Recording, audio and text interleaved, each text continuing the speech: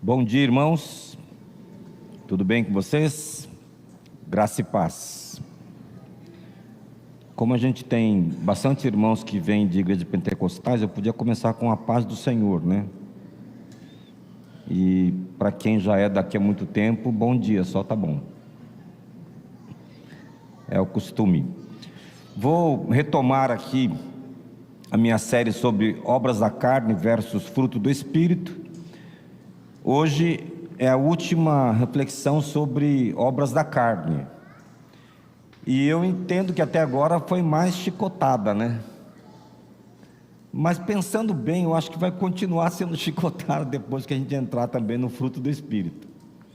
Talvez até mais duro para nós, quando a gente perceber que a gente está distante ainda daquilo que Deus tem para nós. Então vamos ler o texto? Gálatas 5, 16 a 23, vai projetar aqui, você pode acompanhar comigo. Vai projetar aí. Não é esse aí não. Esse é da noite, irmão João. É a aula, desculpe. Obras da carne versus fruto do Espírito. Isso. Obrigado, irmão João. Vamos ler então Gálatas 5, 16 em diante, diz assim a palavra de Deus. Pode pôr aí, irmão João. Por isso vos digo, vivam pelo Espírito e de modo nenhum satisfarão os desejos da carne, pois a carne deseja o que é contrário ao Espírito, e o Espírito o que é contrário à carne. Eles estão em conflito um com o outro, de modo que vocês não fazem o que desejam. Mas se vocês são guiados pelo Espírito, não estão debaixo da lei. Ora, as obras da carne são manifestas: imoralidade sexual, impureza e libertinagem, idolatria e feitiçaria, ódio, discórdia, ciúmes, ira, egoísmo, dissensões, facções e inveja, embriaguez, orgias e coisas semelhantes. Eu os advirto, como antes já os adverti, que os que praticam essas coisas não herdarão o reino de Deus. Mas o fruto do Espírito é amor, alegria, paz, paciência, amabilidade, bondade, fidelidade, mansidão e domínio próprio. Contra essas coisas não há lei. Que Deus use a sua palavra mais uma vez para falar o nosso coração. Bem, hoje então eu vou destacar as últimas duas obras da carne. A lista não é exaustiva, claro, até porque tem a expressão e coisas semelhantes, que são embriaguez e orgias. Embriaguez e orgias. Eu quero começar dizendo que Paulo encerra essa lista de pecados apontando para suas consequências. E primeiro, ele nos ensina que esses são pecados sociais, não apenas vividos com outras pessoas, mas com consequências também para outras pessoas. Então, quando a gente cai num desses pecados, nós também afetamos quem está ao nosso redor. E isso traz, então, uma gravidade maior ao pecado, porque afeta nós mesmos, ofende a Deus, afeta nós mesmos e também afeta a nossa família, nossos amigos, nossos irmãos, de várias maneiras. Claro que também, em segundo lugar, afetam diretamente quem os comete. Se você cair num desses pecados, você será o primeiro prejudicado. Então, em segundo lugar, esses pecados afetam diretamente quem os comete. E aí tem a expressão que é duríssima, que é a terceira que eu destaco, aí no final dessa parte do texto, que diz que quem pratica essas obras não herdará o reino de Deus. E hoje a gente vai entender bem o que significa isso.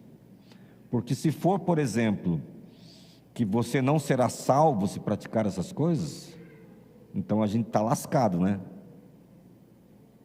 Porque de todas as obras da carne, tenha pelo menos uma que você nunca praticou. Então, se nós praticamos uma delas pelo menos, então nós teríamos que perder a salvação. E é por isso que a gente precisa entender bem. Então, para quem que Paulo está escrevendo essas coisas? E por quê? E a gente vai entender daqui a pouco. Então, vamos começar esmiuçando aí as palavras. Primeiro, a palavra embriaguez. A palavra aqui é mete, que traz o sentido de uma intoxicação, bebedeira, festejo desregrado e indecente, condição prolongada de perda da consciência, entorpecimento que resulta em perda do controle dos sentidos, dos limites e da decência, ingestão de produtos que causam náusea e ressaca. Isso é embriaguez. Todas as vezes que alguém ingere alguma substância que cause esse tipo de coisa, Paulo está dizendo que isso é um tipo de embriaguez. Então, todas as vezes que você perde o domínio próprio, que é um dos gomos do fruto do Espírito, você cai nesse pecado. Quando você perde o controle da sua mente, dos seus sentidos, isso afeta você, afeta quem está ao seu redor. Então você peca aqui na embriaguez. A segunda palavra é orgias. E você pode dizer assim: ah, pastor, mas isso aí não. Orgias eu nunca participei. Mas vamos ver o que significa. Orgias aqui é a tradução da palavra grega komos. Significa festas desenfreadas e imorais. Essa palavra descreve o tipo de folia que rebaixa a personalidade de uma pessoa e se torna até um incômodo para outros. É o tipo de imoralidade cometida com outras pessoas, mas que tem como fonte o interior do coração de quem com ela se envolve. Baderna, farra. E aí a gente tem que perguntar: como é que são as festas, as celebrações dos cristãos? Eu confesso a vocês que eu já fui em algumas celebrações, por exemplo, casamentos que eu fui celebrar, que na hora da festa eu tive que ir embora, para que ninguém pudesse dizer assim: ah, mas o pastor estava lá participando, de tão indecente que foi. Aliás, eu fui fazer casamento já, que eu tive que ficar olhando para cima, porque se eu olhasse para baixo, o decote da noiva era um escândalo. Então são detalhes que nos separam do mundanismo. Você pode ter na sua festa música, até dança, a Bíblia não fala nada contra isso. Mas que músicas são tocadas? Nós temos que pensar nessas coisas. Ninguém está falando aqui, e a Bíblia não condena, a ingestão de bebidas alcoólicas. Mas quanto se bebe? Nós já tivemos festas, os cristãos, que são escândalos, que aconteceu de tudo. Então isso deve nos deixar envergonhados. Esse tipo de orgia é o tipo de festa a que Paulo está se referindo aqui. Essas festas desregradas, desenfreadas, imorais, que acontece de tudo, sem os parâmetros da palavra de Deus. Então a gente tem que tomar muito cuidado com essas coisas. E eu vou tentar então responder algumas das perguntas que são feitas em relação a essas coisas. Primeiro, a respeito de bebidas alcoólicas. A Bíblia condena, nós podemos beber? Bom, a Bíblia condena a embriaguez, não a ingestão de bebidas alcoólicas. Isso é nítido na palavra de Deus. Alguém disse uma vez assim: Jesus bebia, mas o vinho que ele bebia não continha álcool. Continha sim. Acontece que Jesus tinha domínio próprio. A embriaguez é que é condenada. Agora, segundo lugar, a Bíblia alerta sobre os perigos das bebidas alcoólicas. Fala, por exemplo, que a gente não deve olhar para o copo quando está espumando assim, como que se a nossa vontade fosse muito grande. Eu vou dar o meu testemunho. Eu não bebo, eu sou zero de álcool. Já bebi um golinho de vinho. Claro que eu não condeno quem bebe, não condeno, mas eu decidi me abster, porque eu tinha muito medo que os meus filhos não tivessem controle. Então eu decidi me abster. Se não era algo importante para mim, eu decidi me abster. E é engraçado que quem se abstém de beber passa constrangimentos também, porque muitas vezes as pessoas perguntam: mas você não bebe? Todo mundo está bebendo, como se fosse obrigado a beber, né? Agora, se você respeita o que a palavra de Deus diz, está tudo certo. Eu não posso dizer que é pecado aquilo que a Bíblia não diz que é pecado, porque isso é legalismo. Aliás, é sobre isso que Paulo começa a falar no início desse capítulo, que nós somos salvos para a liberdade, não para viver mais escravos da lei. Paulo está se dirigindo aqui a judeus convertidos, gente que não entendia muito bem esse negócio, que estavam ainda escravizados pela lei. E Paulo diz: não, vocês não precisam viver assim, vocês podem viver livres, só tomem cuidado com os excessos. Por isso é o terceiro ponto: a Bíblia nos ensina que somos livres, mas nem tudo nos convém. Então haverá momentos em que você saberá claramente que naquele momento, naquele lugar, você não deve beber. Talvez pelo testemunho, talvez porque alguém vai se escandalizar, mas há hora para tudo.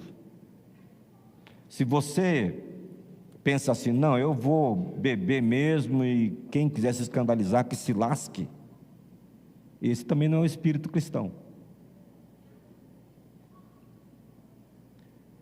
Em segundo lugar, existem regras para nossas festas? Sim. O primeiro e mais importante filtro é fazer todas as coisas para a glória de Deus.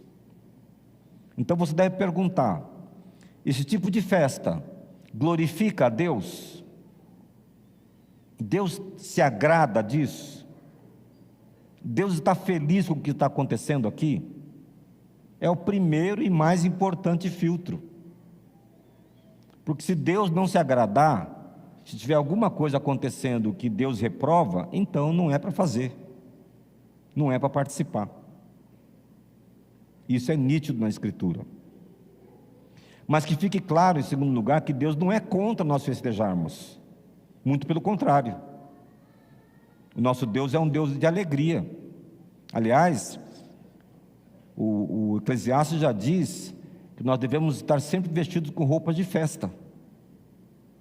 Ou seja, você não deve recusar uma celebração. Aproveite a vida, festeje, se alegre. Passou no vestibular? Faça uma festa. Mêsversário, como a gente tem hoje, celebre. Engravidou? Alegria. Tudo que acontecer de bom é motivo de nós nos alegrarmos diante do Senhor, e é legítimo nós festejarmos. Nós não devemos ser um povo triste, deprimido, muito pelo contrário. O nosso Deus é um Deus de alegria, e a alegria é um dos gomos do fruto do Espírito. Mas em terceiro lugar, há limites óbvios, como a decência, o equilíbrio e o escândalo. Tudo que ferir a decência, tudo que perder o equilíbrio e tudo que escandalizar deve ser evitado. Agora, uma palavra aqui sobre o que é escândalo. Não é qualquer coisa que o irmão torce o nariz para aquilo, porque o irmão também às vezes tem que amadurecer, né? Mas com bom senso, olhando para as Escrituras, a gente vai perceber aquilo que escandaliza de verdade alguém, ou não, aquilo que desvia alguém do caminho de Deus, ou não. Agora, se uma festa vai fazer com que os seus vizinhos digam assim: ser crente como essa gente, eu não quero nunca. Que os seus amigos digam isso, então isso é escândalo. Você está desviando, ajudando a desviar alguém do caminho da verdade. Então, evite, não é para nós isso. Nós temos que respeitar os limites óbvios, como os da decência, do equilíbrio e do escândalo. E é claro que a palavra de Deus, pela sua riqueza, tem outros limites para nós, em todas as áreas da vida. E nós temos que observar essas coisas. Nós somos chamados para a liberdade, mas não uma liberdade que nos dá condições de fazer o que a gente quiser. É a liberdade que Deus oferece, segundo a sua palavra. Então, vamos aplicar a palavra de Deus. Primeiro, os crentes de Coríntios tinham um passado sujo, terrível. Alguns dizem que, moralmente falando, era a pior igreja do Novo Testamento. Mas Deus lhes propõe uma vida transformada, em nada parecido com o que faziam antes de conhecer a Cristo. Isso porque o Evangelho é transformação, onde o que era velho fica para trás e tudo se faz novo. Então, uma palavra aqui para você. Eu disse há algum tempo que você não pode pecar sem que haja um conflito dentro de você. Porque pecar livremente, sem sentir nada, nenhuma tristeza, nenhuma luta no seu coração, é um sinal de que alguma coisa muito errada está acontecendo dentro de você. E disse também que Deus nos perdoa sempre que nos arrependemos. É verdade isso? É verdade. Deus é gracioso, Deus é perdoador. Mas, essa vida de pecar, se arrepender, pecar de novo, se arrepender, cair de novo e se arrepender, e vai,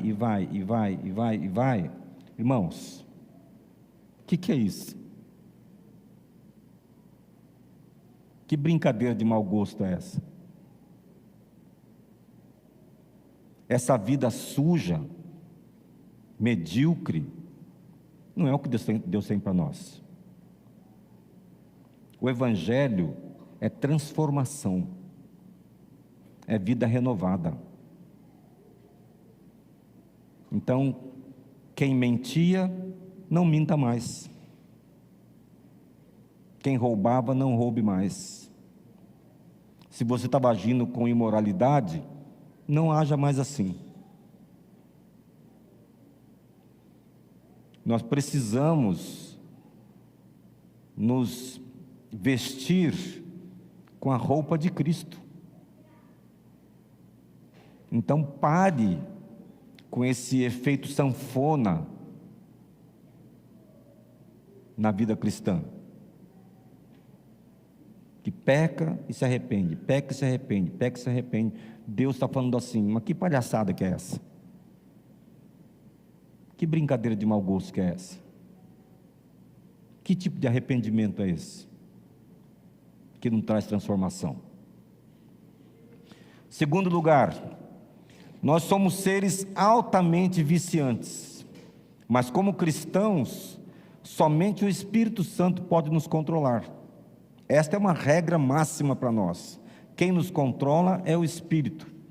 Por isso, não podemos esquecer o princípio de 1 Coríntios 6,12, que diz: tudo me é permitido, mas nem tudo me convém. Tudo me é permitido, mas eu não deixarei que nada me domine. Esta é uma regra de ouro da Escritura. Eu não vou permitir que nada neste mundo me domine, a não ser o Espírito de Deus. Eu posso fazer o que eu quiser, só que nem tudo é para mim. Eu fui salvo para a liberdade, mas nem tudo me convém. Tem horas que não é hora de celebrar. Eu posso beber? Posso, mas em alguns lugares não. Em alguns ambientes não. Diante de algumas pessoas não. Nem tudo te convém. Só quem pode te dominar é o Espírito Santo. Terceiro, o único argumento e o mais poderoso que pode te levar no sentido contrário ao pecado é o seu amor por Jesus. Você deve sempre perguntar se o seu amor por Jesus é maior que o desejo que tenta levá-lo a praticar as obras da carne e te desviar do verdadeiro prazer que está em Deus. Então, todas as vezes que eu me deparo com a tentação, eu tenho que perguntar: quem eu amo mais? Jesus ou a mim mesmo? Eu amo mais alegrar a Deus ou dar prazer a mim? Você percebe o que está em jogo? E para mim, me ajuda tremendamente pensar assim. Todas as vezes, então, que eu estou cara a cara com a tentação, essa é a pergunta que eu me faço: quem eu amo mais? Na verdade, então, todas as tentações, elas são um teste de amor. O quanto você ama Jesus. Eu espero que ajude você também a vencer as suas. Quarto lugar, lembre-se que a sua tendência para praticar as obras da carne vem do seu próprio coração. Apesar de estar em processo de santificação, o pecado ainda vive dentro de você. Mas Jesus pode te fortalecer para vencer esta batalha. Então, primeiro, não fique colocando a culpa no diabo, porque a culpa é sua, a culpa é minha. Nós somos os responsáveis por nossos pecados. Não fique também justificando os pecados das pessoas que estão ao seu redor e você ama essas pessoas, como quando diz assim: meu filho errou, mas não tem mais, irmãos. É o coração. É um problema do coração. Não, isso aí é porque ele passou muita coisa na vida e agora ele precisa procurar um psicólogo. Procurar um psicólogo é bom, viu? Ajuda bastante, mas continua sendo um problema do coração. O pecado é um problema do nosso coração. É nossa culpa. E enquanto nós não assumirmos essa responsabilidade, a gente não encontra a solução. Que a gente põe a culpa em todo mundo, menos na gente mesmo. E a culpa é nossa. Agora, a gente pode buscar ajuda em outras ciências que são úteis. Como eu digo sempre, às vezes, Meio comprimidinho faz uma diferença enorme. Mas nessa questão do pecado, quem faz a diferença é o poder de Deus. Então, quanto mais próximo você estiver de Jesus, mais em comunhão você estiver com Jesus, mais forte você será para resistir ao pecado no dia mau. Mais força você vai ter para dizer não, isso não é para mim. Todo mundo está fazendo, não importa, eu não sou todo mundo, isso não é para mim. A minha vida existe, eu existo para glorificar a Deus. O meu amor por Jesus é maior que o amor pelo mundo. E em último lugar, quinto lugar, todas as vezes que você se deixar vencer por sua própria carnalidade e cair em pecado, haverá um alto preço a ser pago. Deixar de participar do que Deus está fazendo é uma das piores consequências que você sofrerá por praticar tais obras.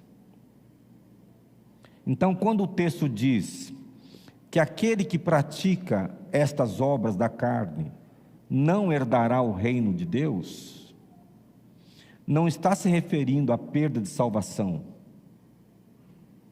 mas está se referindo a todas as bênçãos que Deus dá àqueles que participam do seu reino. Está se referindo ao governo de Cristo nessa vida. Então não pense você que você vai viver em pecado, praticando essas obras, e que não haverá consequência para você. Você vai perder o melhor de Deus para a sua vida. Você vai perder as bênçãos mais especiais do Senhor para você. Você vai deixar de ser usado por Deus como instrumento dele no seu reino. Deus usa qualquer pessoa que Ele queira, mas Deus não tem prazer em usar ferramentas sujas. Então, cada vez que você estiver diante da possibilidade do pecado, que você se lembre das consequências. As nossas orações não são respondidas, nós deixamos de ser usados por Deus, nós deixamos de receber as bênçãos de Deus para a nossa casa. São consequências. E para mim, é um preço altíssimo a ser pago. Eu não quero isso para mim. E é por isso que eu fico tão triste cada vez que eu peco. Porque eu sei que há um preço. Então talvez algumas coisas não estejam acontecendo na sua vida, porque você precisa limpar a sua mente, o seu coração, as suas mãos, a sua boca, e arrancar tudo que Deus condena. Quando a luz da palavra de Deus ilumina a nossa vida, irmãos, vem à tona, a claridade, tudo aquilo que está errado. E aí a gente tem a oportunidade de arrancar essas coisas da nossa casa, da nossa vida. E a partir de então, Deus começa a nos abençoar mais, a nos usar mais. A gente não pode brincar com Deus. De Deus não se zomba. Ou a gente vive segundo o padrão de Deus e seremos muito abençoados, ou a gente abre mão disso. Vive a vida como quiser, sem se preocupar com o que Deus acha, mas também não pode esperar que Deus nos abençoe. Lembre-se então, haverá um alto preço a ser pago. Escolha a melhor parte. Que Deus nos abençoe.